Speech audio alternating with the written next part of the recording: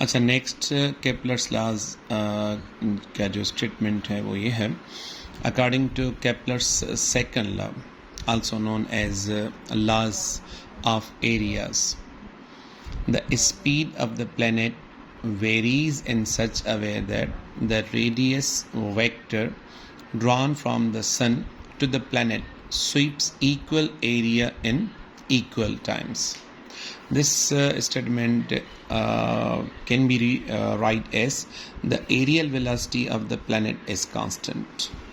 इस सेंटेंस में हम यहाँ पर देख रहे हैं कि अगर सन वाकई भी एक फोकस पर अवेलेबल है तो जो हमारे पास प्लैनेट होगा अर्थ, अगर यहाँ से उसका डिस्टेंस काउंट करें तो ये डिस्टेंस बहुत ज़्यादा बड़ा है, तो यहाँ पर इसकी स्पीड जो है वो स्लो होगी।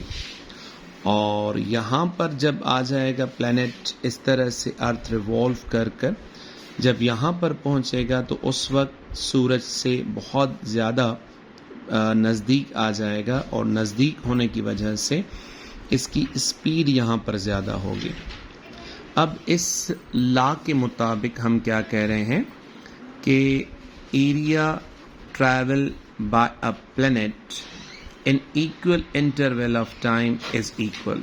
मिसाल के तौर पर जब यहाँ पर है, यहाँ से लेकर यहाँ तक आने के लिए इसको तकरीबन एक महीना या 10 दिन या 15 दिन, कोई भी हम टाइम पीरियड फिक्स कर रहे हैं, तो यहाँ से लेकर यहाँ तक इसको अगर एक माह लग रहा है तो यहाँ तक पहुँचने के लिए जो ये एरिया कवर कर लेगा वो एरिया जो हमारे पास होगी उस एरिया को हम नाम देते हैं A1।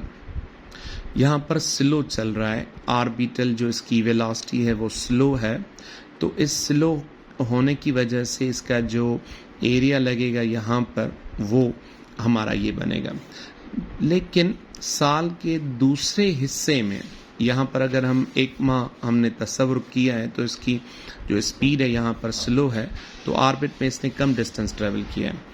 लेकिन जब यहाँ पर पहुँचेगा तो इसकी जो स्पीड है वो बहुत ज़्यादा बढ़ जाएगी। तो ऑब्जेक्ट एक माह के अंदर यहाँ तक कोई पहुँच जाएगा। अब ये जो एक माह के अंदर इसने एरिया कवर की होगी वो एरिया हमारे पास कुछ आ गई A2 की। अगर यहाँ पर भी 1 मंथ इसको लगा है और यहाँ पर भी 1 मंथ, तो इन दोनों टाइम पीरियड्स को हम इक्वल ले रहे हैं, 1 मंथ। तो यहाँ पर जो एरिया A1 और A2 है बोथ शुड बी इक्वल, और ये इस वजह से होगा क्योंकि यहाँ पर इसकी स्पीड कम और ज़्यादा हो रही है। अगर हम एलिप्टिकल ऑर्बिट ना लें और इस तरह से कोई सर्किल लें फिर तो इसकी यूनिफॉर्म स्पीड हो जाएगी और ये फिर भी इक्वल इंटरवल में इक्वल एरियाज़ को ही कवर करेगा। तो ये लॉ तो दोनों के लिए वैलिड है, सर्किल के लिए भी एलिप्टिकल के लिए भी। लेकिन हमें पता होता है कि एलिप्टिकल ऑर्बिट में अगर वाकई भी है तो इसमें यहाँ पर इसकी स्पीड कम होनी चाहिए और यहाँ पर ज़्यादा होनी चाहिए।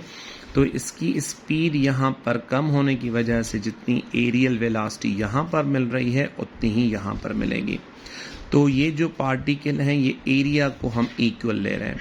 सारे साल के अंदर तो ये सारी की सारी एरिया कवर कर लेता है, लेकिन किसी भी कांस्टेंट टाइम के अंदर कोई एक दिन यहाँ पर काउंट कर लें, एक दिन यहाँ पर काउंट कर लें, तो दोनों की एरियाज आपस में इक्वल हो जाएंगे।